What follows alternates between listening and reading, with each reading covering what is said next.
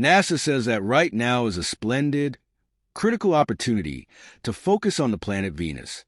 This follows the new disclosures of possible life on the planet. If you somehow end up exploring NASA's records from the 1960s, you'd see the space agency calling Venus a planet of judgment. In the meantime, Mars became our primary objective. Such careful naming of the main planets wasn't normal during the wild space race period. The Soviet Union was focused on sending costly missions to Venus, a planet that showed practically no potential for life. Yet, the Soviet space program didn't decommission the Venera program until the fall of the USSR. Thanks to Neil deGrasse Tyson, we now understand why. Join us as we review the declassified photos from Venus taken by the Soviet Union. The fall of the Soviet Union was significant in more ways than one. Not only did it change the global course of the world, but the breakdown of the USSR also buried many secrets. The fact that the Soviets had a deep appetite for secrets, ranging from running the most secretive intelligence office on the planet to being clandestine about their true capabilities regarding extraterrestrial contact, suggests that the former superpower holds many untold truths. Before the U.S. surpassed most planetary endeavors in space, the Soviet Union was leading the game. While the USSR had a long history of both successful and failed space missions, its most striking focus was on the extremely hostile planet Venus. In the Russian language, you'd see Venus as Venera, which is also the name of the mission that lasted from 1961 to 1983. During the same time, the U.S. was busy sending its missions to the moon. In a way, the Soviets decided to direct their resources elsewhere. We can't say that the entire obsession with the second planet from our sun is odd. Did the Soviets want to use the planet's surface as a plausible power station, or were they perhaps hoping to colonize the planet? After searching for any signs of activity under the surface, it's difficult to say why the Soviets focused on the harsh planet.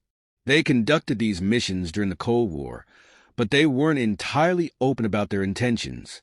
In fact, most of what we know about the Venusian missions comes from declassified and unarchived information. After all this, it's hard to pinpoint what the Soviets were really seeking and whether they ever uncovered the secrets of Venus. The Soviets didn't just land on Venus once, or even twice, but many times. At least, that's true in a sense. The Soviets launched 28 costly rockets to the stunning planet.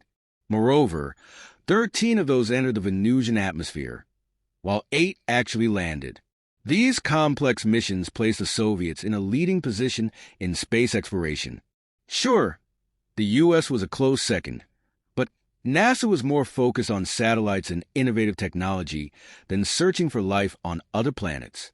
Their emphasis was on Mars, which, in turn, wasn't particularly surprising or especially bad. Your history textbooks may not tell you this, but the Soviet space program was the first to send a probe into the atmosphere of a planet other than Earth. It also had another set of firsts to its name. The USSR became the first nation to achieve a soft landing on another planet, returning pictures and sounds from the surface of that planet. In fact, the Soviets had their own one small step for man, one giant leap for mankind moment, long before the U.S. did. So why do we rarely hear about these achievements? Well, remember what we said about the Soviet penchant for maintaining secrets. That's just one of the many reasons the Soviet space program has been overlooked. In 1992, the Soviet Space Agency was decommissioned following the collapse of the USSR, and the agency had to be revived under a new Russian identity, Roscosmos. Many of its original records were either lost or destroyed. This is exactly why we don't have a clear answer as to why the Soviets launched 28 rockets into the Venusian atmosphere. Still, we can make a reasonable guess. Perhaps the Soviet decision to explore Venus was more about cost-effectiveness than anything else. It's not to say the space program didn't recognize the planet's actual potential. They were searching for practical data on water levels, sunlight, radiation, and the overall characteristics of the planet. Without a series of these space missions, it would have been incredibly challenging to assess Venus' high temperatures and thick atmosphere. Today, many scientists don't believe the hostile planet could support life. The temperatures there are high enough to melt lead, and water is scarce. Also, due to its thick atmosphere, the air pressure on Venus is often over 90 times that of Earth. Still, there are ongoing advancements, and to neglect the USSR's contribution to the investigation of Venus would be to rewrite history. As far as the Soviets were concerned, Venus was worth investigating, even if it was just to fuel the space race. Looking at other more hospitable planets, like Mars, wasn't entirely off the table, but it was more costly than sending probes to Venus. It all comes down to the distance from Earth to another celestial body. On average, the hostile planet is only 40 million kilometers away from us, while Mars is on average 250 million kilometers away. Such vast differences in distance result in huge differences in cost. Otherwise, if the U.S. weren't the world's largest economy, it may have never explored Mars as easily. Various reports suggest that Soviet missions were risky and had major technical gaps. Clearly, the spacecraft weren't designed to cover such vast distances. Moreover, the agency had a poor history of losing contact with its rockets. So it makes sense why the Soviet space program chose a more manageable, closer mission that would yield results. However, if we don't consider the space race in this context, the story of the Venera missions would be incomplete. The U.S. wasn't even on the space map when the Soviet program launched the first artificial satellite, Sputnik 1, in 1957. This move kicked off the space race and maintained momentum. What's especially interesting is why the U.S. focused on the Moon instead of Venus. NASA had a series of failures with its Venus missions during the 1960s, and thus the U.S. Space Agency hit a roadblock known as the Venus Curse. Every time they launched a probe into the Venusian atmosphere, it failed. This was precisely when the Soviet Union saw an opportunity to capitalize on NASA's failures. By then, both the U.S. and the USSR were determined to win the space race. The best strategy was to take advantage of two distinct opportunities. It was a quiet but decisive approach. The Soviet space program claimed Earth's sister planet as its first victory in the space race, accomplishing something its major rival had failed to do.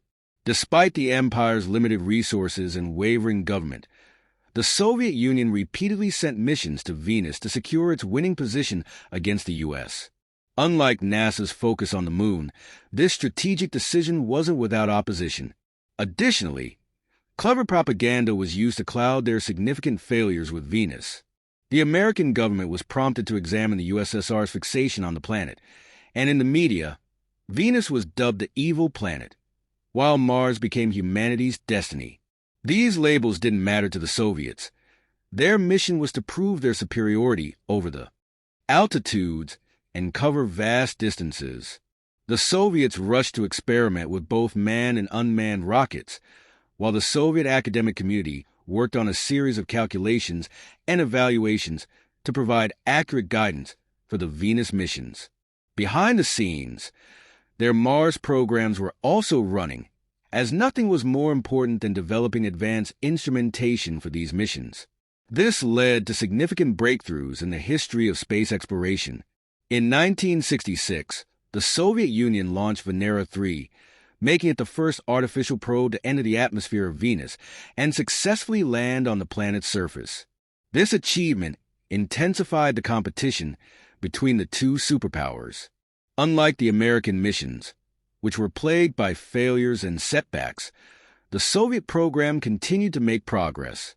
Despite their victories, the USSR managed to send successful probes into the Venusian atmosphere. The main challenge with this approach was limited design capabilities. The Soviets quickly overcame their design issues and launched the most advanced probes of the Venera program during the 1970s. Their pioneering efforts allowed them to achieve the first simultaneous launches of Venera 4 and Venera 5. According to most historians, this was the most exciting decade in the history of space exploration. Without a doubt, the U.S. tried to develop similar launch strategies. So, why did the Soviet agency choose simultaneous launches into Venus? To understand this, You need to recognize that interplanetary travel requires advanced instrumentation to gather the highest level of data and evidence. The probes were initially sent to study the planet's surface, and that's exactly what happened with Venera 4. Since the launch went smoothly, the probe succeeded the success of Venera 4 marked a major milestone in Soviet space exploration, and it set the stage for future missions. Following this achievement, the Soviet Union continued to refine its spacecraft and launch strategies, making increasingly sophisticated probes to study Venus. The Venera program reached its peak during the 1970s and early 1980s, with the launch of probes like Venera 7, which became the first spacecraft to transmit data from the surface of Venus in 1970. Venera 7 successfully landed on Venus and transmitted valuable information about the planet's surface temperature, atmospheric pressure, and composition. This marked another victory for the Soviets in the space race, as they were the first to gather direct measurements from Venus's harsh surface. These missions were instrumental in enhancing our understanding of Venus as an inhospitable world with extreme conditions that make human exploration virtually impossible. The Soviets' ability to consistently land probes on Venus, often under intense pressure from the Cold War competition with the United States, helped maintain their leadership in planetary exploration, especially considering NASA's challenges with its own Venus missions at the time. The Soviet Union's Venera program also revealed important insights into the planet's atmosphere, such as its thick, sulfuric acid-laden clouds and its extreme greenhouse effect, which traps heat and raises surface temperatures to levels that could melt lead. These findings were essential for understanding why Venus could not sustain life as we know it. But while the Soviet Union was achieving these remarkable feats in space, the U.S. was still focused on its own goals, such as landing humans on the Moon and sending probes to Mars. The American space program, although successful in many areas, was slow to make the same advances in Venus exploration, hampered by a series of failures and technical difficulties in the 1960s.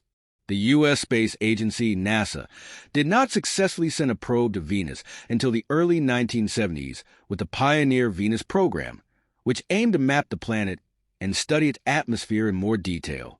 The contrast between the Soviet and American space programs during this era is a fascinating study in how two superpowers approached the exploration of space. The Soviets, despite the harsh conditions of the Cold War and their often limited resources, prioritized interplanetary exploration and sought to prove their technological superiority. Their aggressive strategy, combined with a willingness to take risks and a deep commitment to secrecy, allowed them to achieve significant success in Venus exploration, success that, for the most part, was kept hidden from the outside world for decades. NASA, on the other hand, was more focused on long-term projects like lunar exploration and Mars missions, which in some ways meant that they overlooked the immediate opportunity that Venus represented as a target for scientific discovery. Their failures during the 1960s with Venus missions were a blow to their ambitions, but they would later learn from those setbacks and begin to send more successful probes to the planet. As history unfolded, the American focus on the Moon and Mars, combined with Soviet successes in Venus exploration, ultimately contributed to the shift in space exploration priorities after the end of the Cold War. The Soviets, with their ambitious and secretive space program, had paved the way for a deeper understanding of Venus, but their legacy, at least in the West, remained largely obscure for many years. Today, the work of the Soviet space program is appreciated by a new generation of scientists and space enthusiasts who recognize the critical contributions of the Venera missions to our understanding of the solar system. Though the Soviet Union's space achievements were overshadowed by the triumphs of the Apollo program and the U.S. space missions to Mars, their early and sustained exploration of Venus provided a unique and invaluable contribution to planetary science. As we look to the future, the study of Venus remains an exciting and important area of research. In recent years, new missions such as NASA's Veritas and ESA's Envision have been proposed to further explore Venus, aiming to learn more about its geology, atmosphere, and potential for past habitability. This renewed interest in Venus, driven by advances in technology and a deeper understanding of the planet's extreme conditions, demonstrates the ongoing relevance of Venus as a key subject of planetary exploration.